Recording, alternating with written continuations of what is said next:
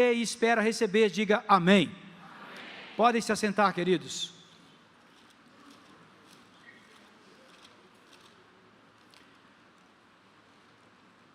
Peço que agora você fique bem concentrado aí no que você vai ouvir. Peço que, independente do seu tempo de igreja, e eu talvez seja um daqui dentro dessa noite que tem um dos que mais tem tempo de igreja, né? São 60 anos que faço em junho, dentro da igreja do Senhor, crescendo na igreja. Aqui tem minha mãe com seus 80, então certamente ela tem mais 20 aí, e pelo que olho aqui, pelo que vejo, né, possivelmente sou aqui, estou vendo ali o José Marques também, com bastante tempo, mas eu acho que eu tenho mais tempo de igreja que o José Marques, porque ele não nasceu num lar, se não me engano, não nasceu num lar evangélico, não vou entrar no detalhe, cristão, né? Muito bem, por que eu estou falando isso? Porque nós precisamos permitir que Deus nos leve, nós precisamos permitir que Deus nos leve a novas fases da nossa vida espiritual. Nós precisamos permitir, nós temos que autorizar que o Espírito Santo nos leve a novos estágios.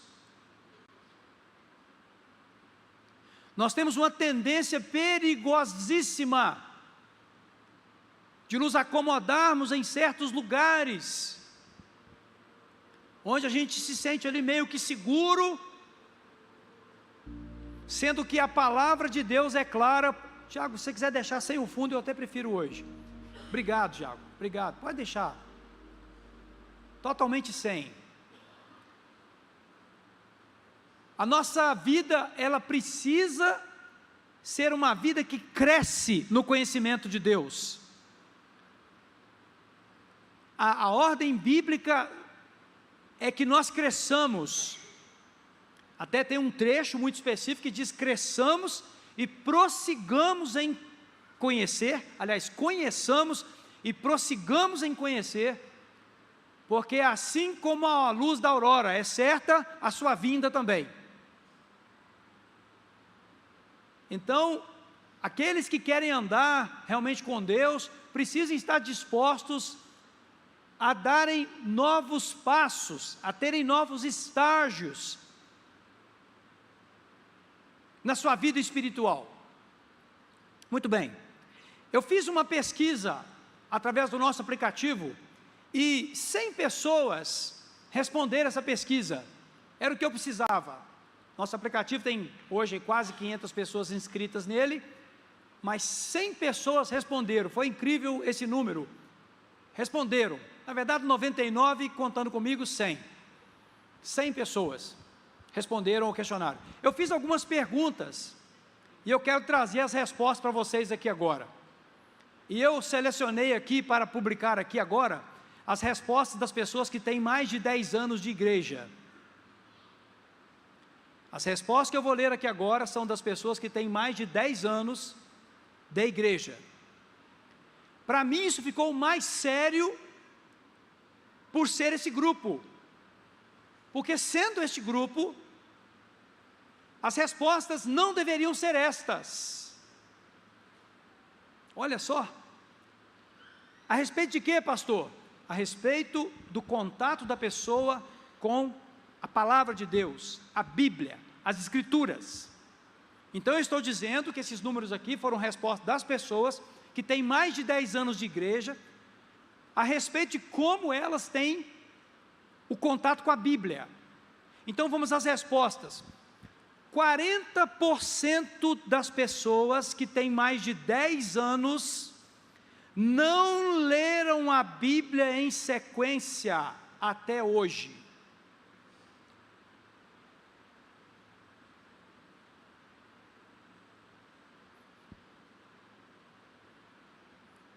As pessoas que têm mais de quantos anos, gente? 10 anos. 27% das pessoas, ou quase 30%, ou quase um terço, consideram a Bíblia complicada. Pessoas com mais de 10 anos de caminhada na igreja consideram a Bíblia complicada. A Bíblia não é complicada. De forma alguma a Bíblia não é complicada. Não é complicada. Nem para o leigo, nem para o iletrado ela é complicada. Mas 30% quase dos irmãos com mais de 10 anos consideram a Bíblia complicada. A pergunta é: você lê a Bíblia todos os dias? 50% dos que têm mais de 10 anos responderam que não leem a Bíblia todos os dias. Metade das pessoas que têm mais de 10 anos não leem a Bíblia todo dia. Almoça todo dia, toma banho todo dia, trabalha todo dia, dorme todo dia, acessa a internet todo dia, várias vezes ao dia, muitas vezes ao dia, às vezes muito tempo durante o dia, mas não lê a Bíblia todo dia. 50%, vai escutando. Eu fiz uma pergunta: você saberia instruir as pessoas sobre o plano de salvação, observando a Bíblia toda? Não só aquilo que está ali em Romanos, por exemplo, todo aquele que invocar o nome do Senhor será salvo. Não, mas desde Gênesis, mostrar para alguém como Filipe mostrou para o tesoureiro etíope, como Estevão mostrou para os seus assassinos, contando a história até chegar em Cristo. Preste atenção. 40%, 45% disse que talvez ou não conseguiria, de quem tem 10 anos de igreja ou mais. Gente, preste atenção nesses dados que eu estou dando a vocês, porque eles vão ser base para nós entrarmos aqui com uma palavra. Eu fiz uma pergunta também se as pessoas leram no ano passado algum livro de edificação, algum livro de fortalecimento espiritual, fora a Bíblia. 1/3 das pessoas não leu nada, absolutamente nada. Aí eu fiquei muito feliz com essa resposta aqui. Está fazendo o plano de leitura bíblica? Aí 100% das pessoas está fazendo o plano de leitura bíblica. E eu fiz uma pergunta: você se comprometeria a ler a Bíblia toda esse ano? Aí uns 20% diz que vai tentar, de quem nunca leu.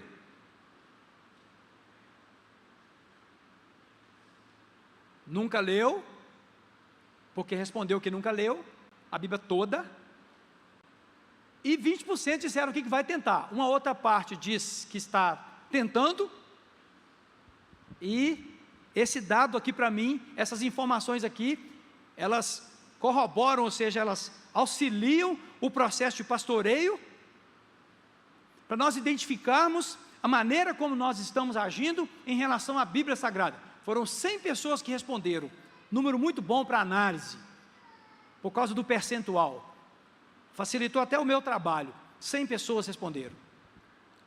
Qual a conclusão que eu posso tirar com base no que muitos aqui responderam?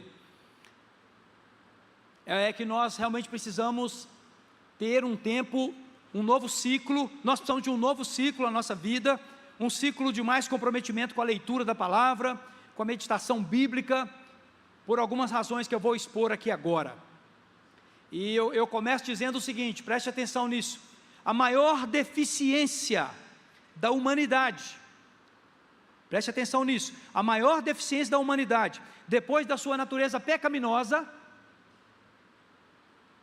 Então vamos lá. A primeira é a natureza pecaminosa, é a maior deficiência nossa. Somos pecadores. Essa deficiência é a maior de todas, nós somos pecadores. A segunda maior é o desconhecimento da palavra de Deus. Eu estou falando da humanidade. Hoje, 8 bilhões de pessoas estão na face da terra. O maior problema desses 8 bilhões, do ponto de vista espiritual, é a natureza pecaminosa que existe dentro de cada um de nós, entre esses 8 bilhões de pessoas. Agora, depois disso, é o desconhecimento, em alguns casos, total, parcial, o desconhecimento da palavra de Deus. Agora, o que a palavra de Deus é para o homem? Veja, como é que eu desconheço, como é que eu vou desconhecer, atenção, como é que você pode desconhecer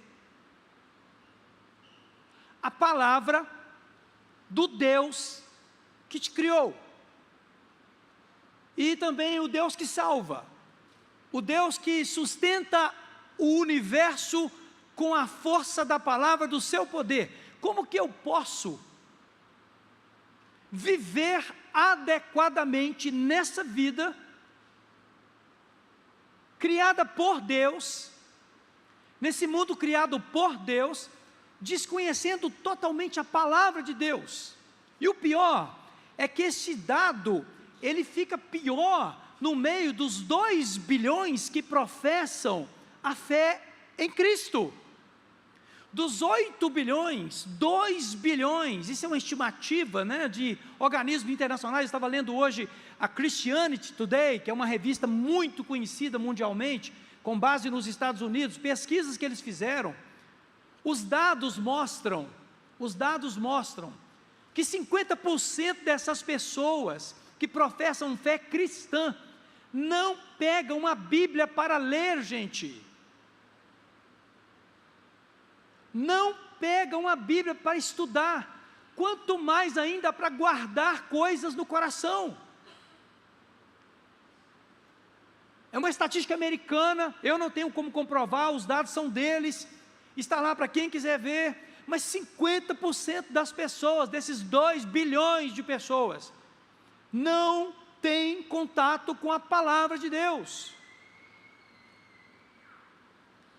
Agora, a palavra de Deus, ela é para nós algumas coisas muito vitais, e o próprio Deus escreveu algumas coisas em sua palavra a respeito dela, e eu quero ler aqui, nós vamos ler na NVI, e os meus ajudantes aí podem fazer o trabalho.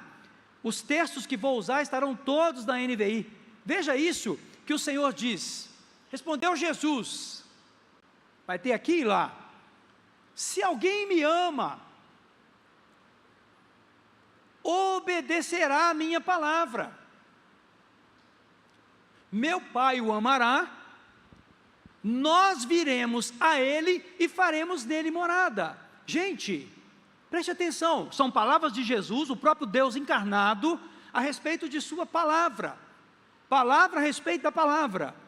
Aliás, é o verbo falando da própria palavra. O verbo que fez-se carne e habitou entre nós, falando dele mesmo,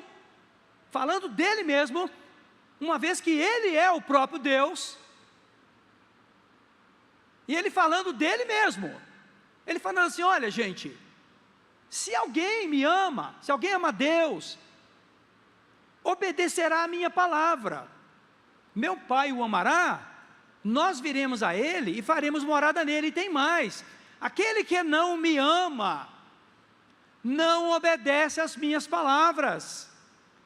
Essas palavras que vocês estão ouvindo não são minhas, são do meu Pai que me enviou. Aqui Jesus já manifesta a Trindade.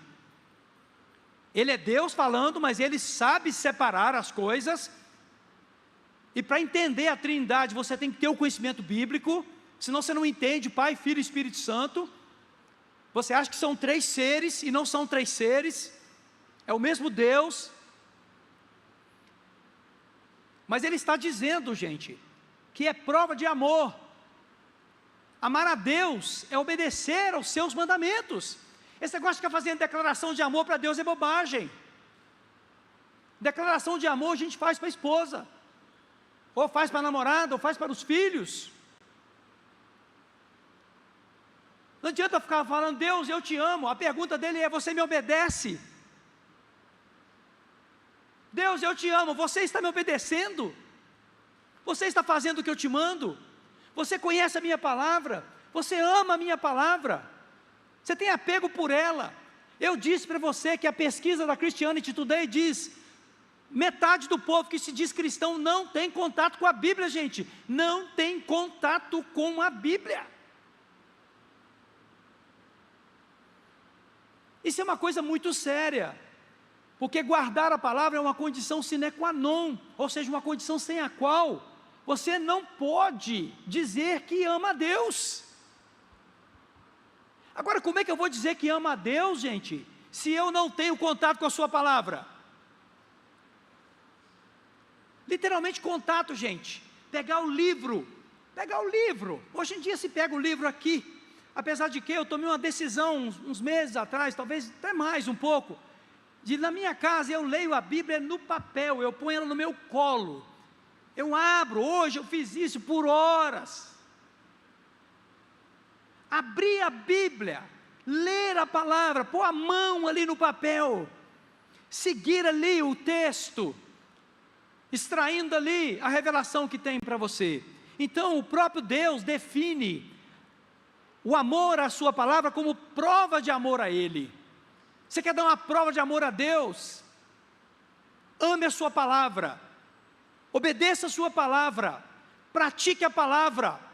Eu e a pastora, nós temos ficado um pouco estarrecidos com o nível de desobediência à palavra de Deus que crentes antigos estão demonstrando.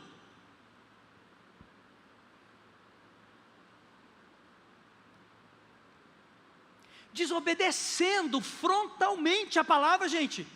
A palavra manda fazer de um jeito e a pessoa diz: eu não vou fazer. No que tange a casamentos, muitas vezes, um nível de rebelião um contra o outro, contrário à palavra de Deus, uma desobediência ao casamento, uma desobediência na vida financeira. Queridos, esta igreja tem até hoje pastores, presbíteros, líderes de células que não obedecem a Deus na vida financeira. Não obedecem. Fica discutindo se dízimo é da lei. Fica discutindo se é para fazer ou não é para fazer. Nós estamos ficando estarrecidos com o nível de desobediência das pessoas no tocante ao perdão. Corações duros, crentes antigos que guardam mágoas, guardam rancores. Será que não sabem que a palavra diz que quem não perdoa não será perdoado, gente? Não será perdoado, gente. Não é perdoado quem não perdoa. Não é perdoado. A oração do Pai Nosso, ela tem isso na frente dela: se perdoardes aos homens as ofensas que eles vos fazem, o vosso Pai Celestial vos perdoará as ofensas. Pessoas que passaram por divórcio, que continuam odiando o divorciado, professando fé, dizendo que ama a Deus. Isso não é amor a Deus, gente. Isso não é amor a Deus. Isso é engano.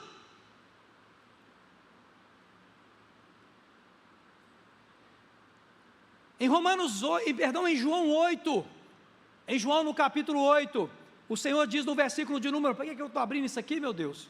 É o mouse, ou sou eu? Sou eu, né? Não tem nada para abrir aqui não. João 8, no versículo de número 31, olha o que está escrito.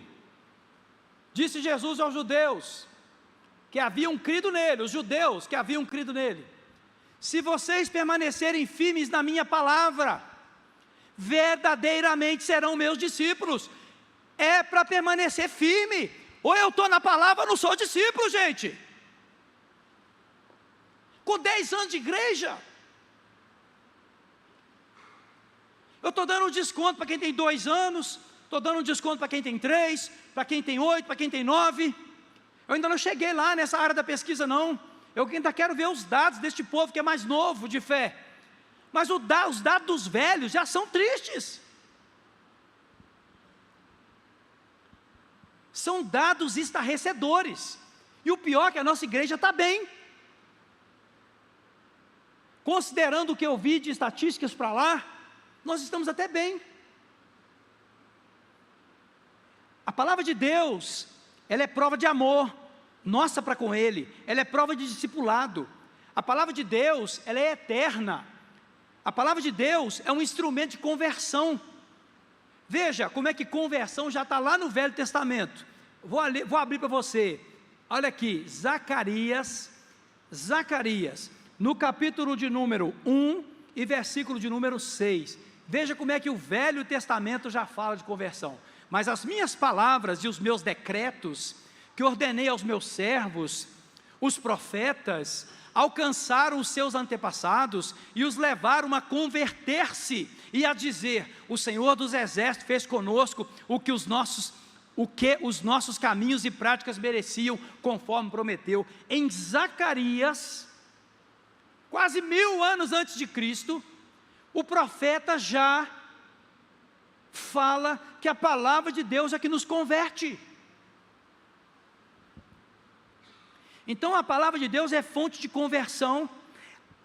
Em Deuteronômio o Senhor falou até mesmo com o seu povo, que eles deveriam, e hoje eles fazem isso de maneira legalista, atar as palavras, colocar na testa. Você vai lá em Israel, os judeus têm aqui na testa, os judeus praticantes, uma caixinha, que tem lá dentro um trecho das escrituras, e eles põem aquilo na testa, enrolam uma faixa nos braços, que tem o texto sagrado escrito. É isso que a palavra de Deus está falando. Os judeus, como sempre, desviando do foco. O Senhor está falando para nós guardarmos a palavra no nosso coração, e do nosso coração ela precisa ir para a ação.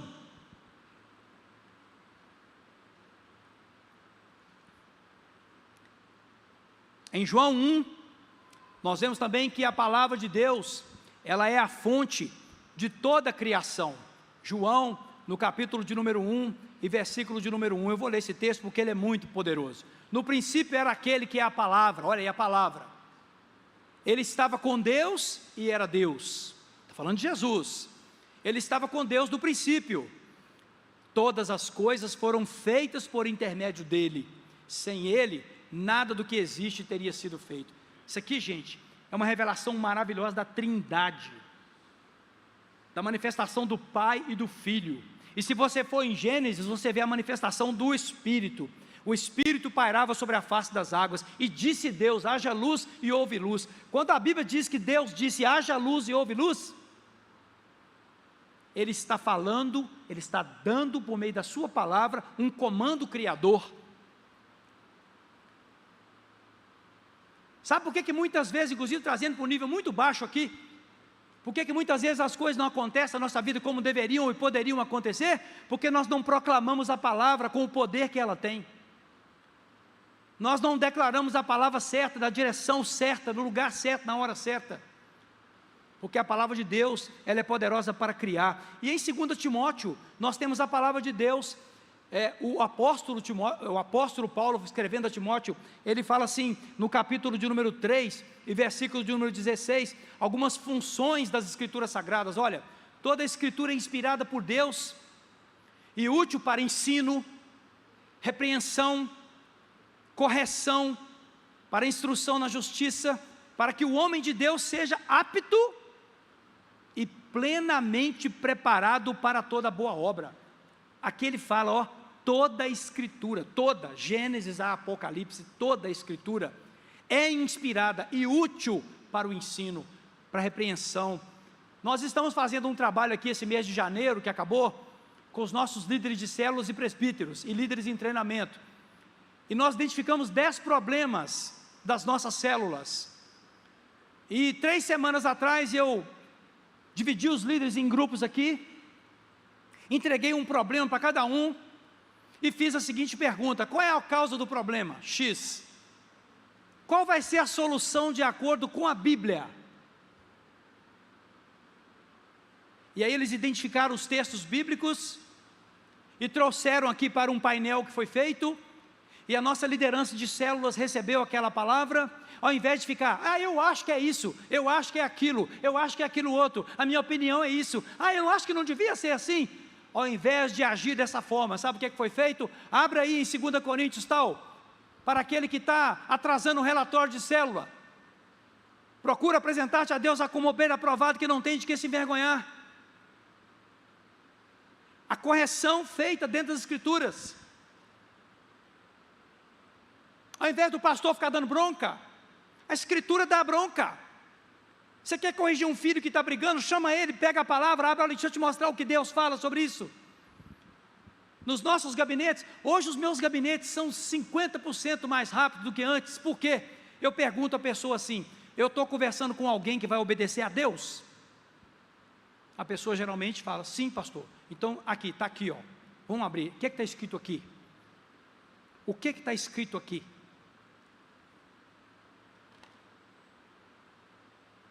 Nós precisamos ter uma mudança, todos nós precisamos ter uma mudança no tocante ao nosso contato com a palavra de Deus. Eu preciso meditar mais nas Escrituras Sagradas. Quem mais pode dizer essa mesma coisa junto comigo aí? Eu preciso conhecer, meditar e aprender e praticar mais a palavra de Deus. Queridos, nós precisamos fazer isso. Partindo aqui para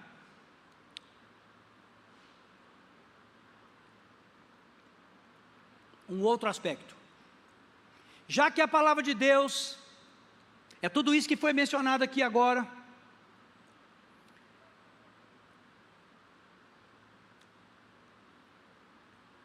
já que a palavra de Deus é tudo isso e muito mais, que é o que foi dito até agora, por que a cristandade, nós aqui incluídos, apresenta os sintomas da pesquisa que eu mencionei para vocês aqui?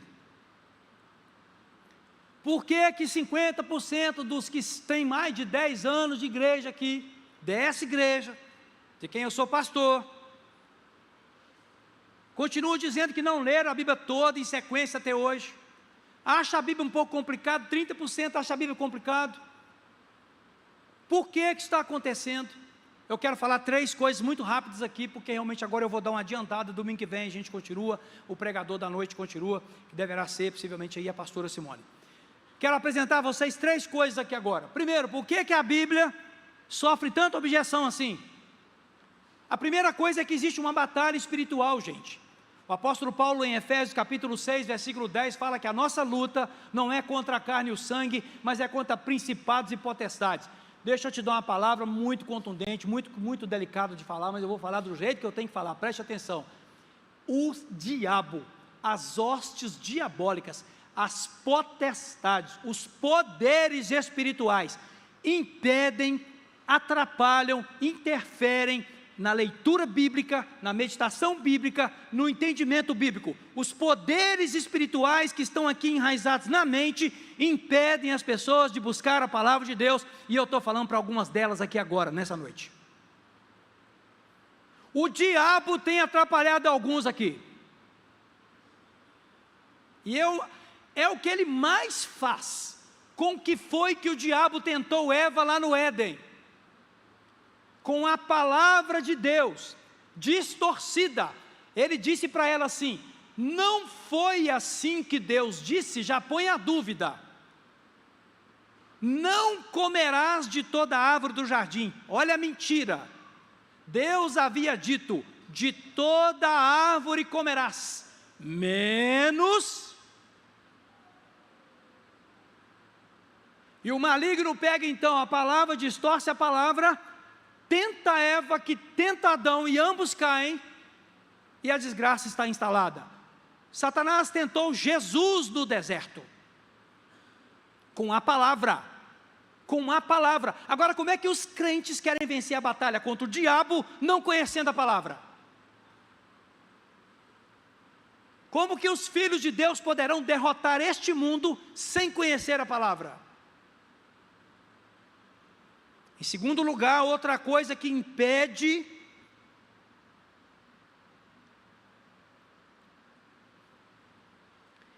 essa é forte e poderosa, e é verdade. Jesus disse, quando ele estava ali revelando, em João, eu vou ler o texto, é melhor. fala melhor do que eu. Em João, no capítulo de número 3, Jesus vai falar o seguinte, versículo 19, olha isso aqui, este é o julgamento, a luz, que é a palavra que te confronta,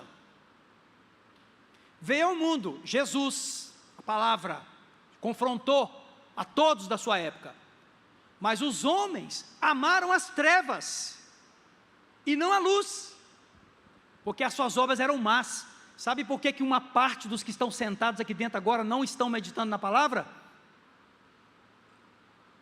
Amor às trevas, não querem mexer nas coisas, porque a palavra de Deus, quando você começa a ler, ela tira você da zona de conforto, ela vai começar a te mostrar a verdade, e você vai ter que mudar comportamentos, você vai ter que perdoar, você vai ter que ser submisso, você vai ter que honrar, você vai ter que ser fiel a Deus em todas as coisas. As trevas, nós temos o hábito, o mau hábito, a tendência de esconder as coisas, nós não gostamos que as coisas sejam reveladas. É o diagnóstico da Bíblia, não é meu.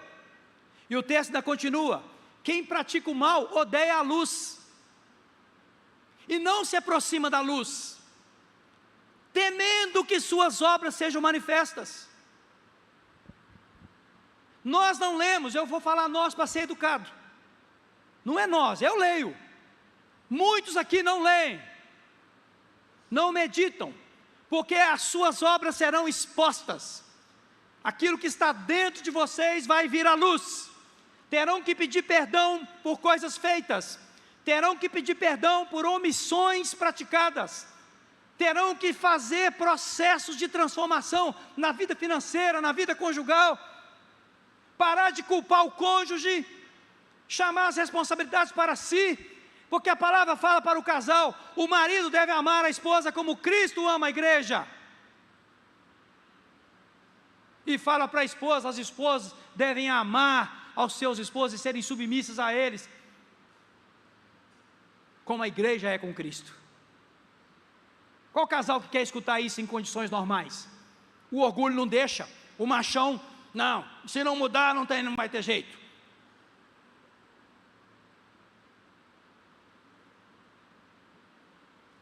Pastor, essa pregação que você está dando hoje, está todo mundo num silêncio.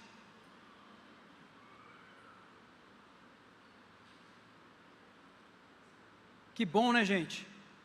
Que nós vamos para casa pensando o que nós estamos fazendo com a nossa vida espiritual, né? Ainda bem que você pensa bem, lançamos o plano de leitura bíblica, muitos de vocês estão assim, não, mas agora eu estou lendo mais.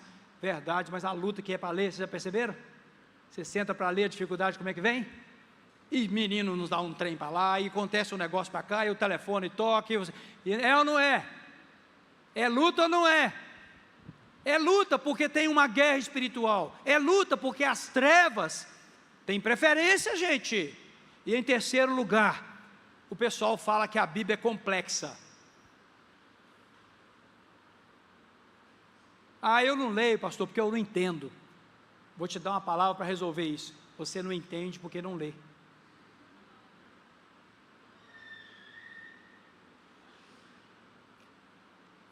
A minha avó, mãe da minha mãe, não tinha nem o primário, se não me engano, acho que nem de escola passou.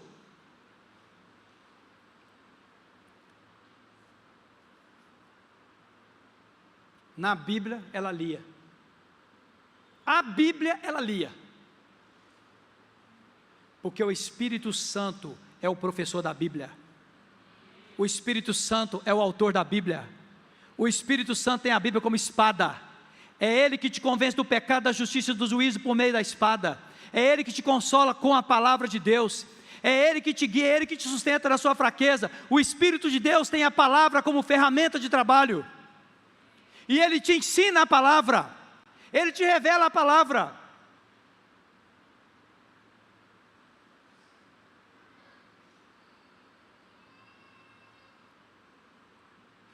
E o resultado, para terminar a palavra de hoje, qual que é o resultado dessa conduta dos crentes, dos cristãos?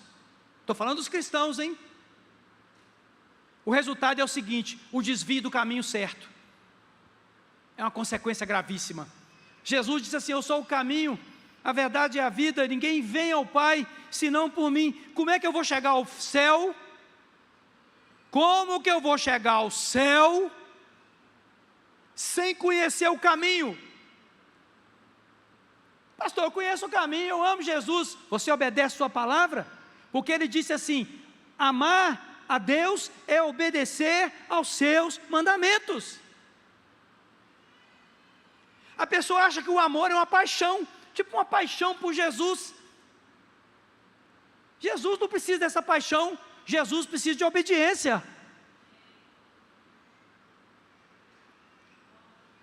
Então, não conhecer as Escrituras leva você para um caminho errado. Em segundo lugar, não conhecendo as Escrituras, você não consegue levar ninguém a Cristo. Como é que eu vou apresentar um plano de salvação para uma pessoa?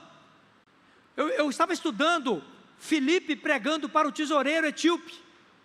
Diz a Bíblia que ele subiu na carruagem e o tesoureiro estava lendo em Isaías a passagem que diz que ele foi maltratado, que ele foi machucado. O castigo que veio sobre ele nos traz a paz. Aí o Filipe falou assim: você entende o diálogo deles? Ele disse: você me explica? Explico. E Filipe explicou a palavra. Sabe o que aconteceu com aquele homem dentro da carruagem? Falou assim: o que me impede de ser batizado? Nada. Diz a Bíblia que desceram e ele foi batizado e Filipe foi transladado. Como é que você vai pregar para a sua família sem saber apresentar o plano de salvação? Não tem jeito. E por último, é a parte que o povo mais gosta. Quem não conhece a palavra não desfruta das promessas. Acha que desfruta, mas não desfruta. Acha que desfruta, mas não desfruta. Porque o nível de promessa, preste atenção, o nível de paz que Deus quer dar é tão completo que ela excede todo o entendimento. Você tem uma paz que excede todo o entendimento, quando você conhece a palavra, o Deus da palavra, o verbo da palavra, o verbo revelado, uma experiência íntima com Deus. E vamos fazer uma aplicação aqui nessa noite. Eu nem preciso perguntar, mas perguntarei a si mesmo: com quantos o Espírito Santo está falando aqui nessa noite? Nem pedi para levantar as mãos, porque não precisa. O Espírito Santo está falando com todos aqui nessa noite. O Espírito está assim: você precisa me conhecer mais, você precisa me entender mais, você vai parar de sofrer um monte de coisa que você está sofrendo se você me conhecer. Eu vou te trazer um tipo de vida que você não conhece, e mais, eu vou te usar com pessoas que precisam de mais do que você. Eu vou te livrar dos atropelos dessa vida, e eu vou te livrar dos enganos dessa vida, eu vou te livrar dessa acomodação que você vive nela, que vai te fazer chegar num lugar que você não quer chegar.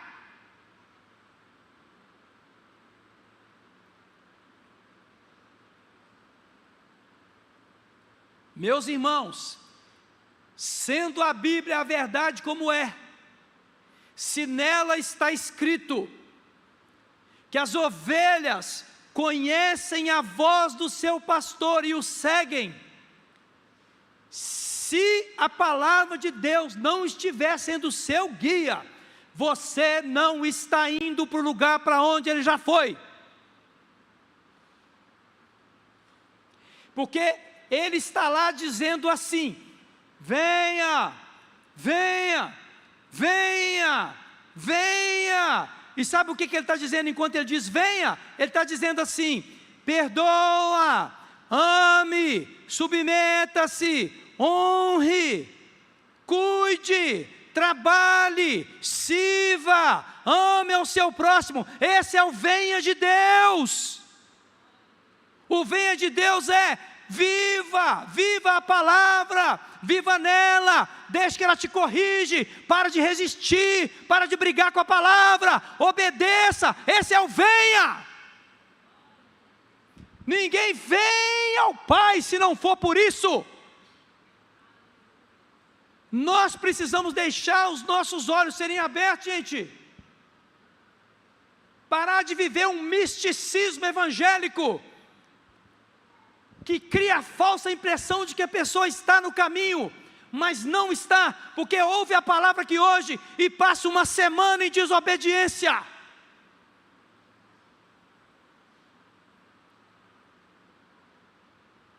Meu Deus, meu Pai, o que eu faço com essa palavra agora, meu Deus? Como é que eu termino esse negócio? Como é que você quer terminar esse negócio?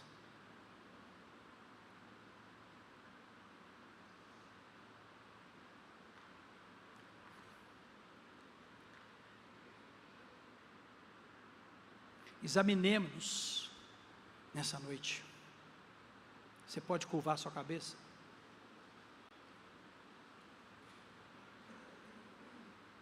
Nossa, pastor, eu queria ter escutado uma mensagem de encorajamento maior do que essa. Nossa, pastor, eu vim aqui porque eu estou tão capenga. Pois é, você ouviu a verdade que você precisa ouvir. Você vai sair dessa capenguice. O Senhor quer te tirar completamente dessa vida capenga, de um cristianismo falso, ilusório.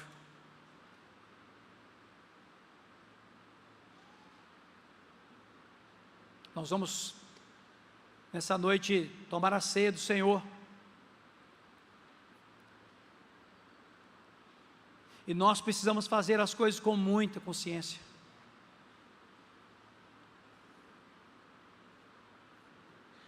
Com a cabeça curvada, você vai colocar a mão na altura do seu coração.